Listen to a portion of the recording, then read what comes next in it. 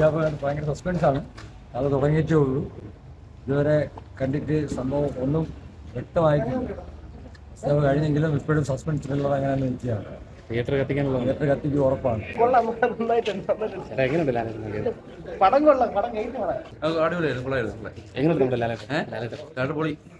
കാര്യമായിട്ട് ഇത് മലയാളം തന്നെ ഇത് അല്ല മലയാളം തന്നെ ഉള്ളൂ. പക്ഷേ there is a lot of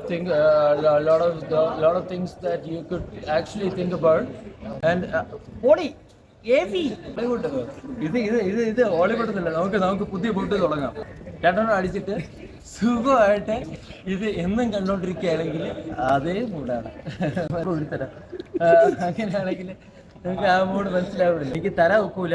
ഇതും കൂടെ തന്നു കഴിഞ്ഞാൽ അവസാനം ഞാൻ ഒന്നുമില്ലാതെ നിൽക്കേണ്ടി വരും.